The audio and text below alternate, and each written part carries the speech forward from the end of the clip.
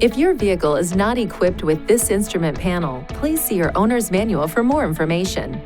The rear cross-traffic alert helps alert the driver with visual and audible warnings of a vehicle approaching from the side when backing out of a parking space.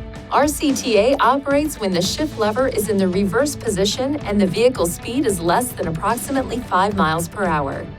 RCTA uses radar sensors located on both sides of the vehicle near the rear bumper to help detect other vehicles approaching from the right or left of the vehicle. The radar sensors can detect an approaching vehicle up to approximately 66 feet away. If the radar detects an approaching vehicle from the side, a chime sounds and the side indicator light on the side of the approaching vehicle flashes.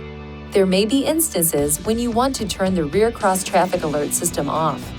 To enable or disable the system, use these controls to select Settings, Driver Assistance, Parking Assist, then Rear Cross-Traffic Alert to toggle the system on or off. Please see your owner's manual for important safety information, system limitations, and additional operating and feature information.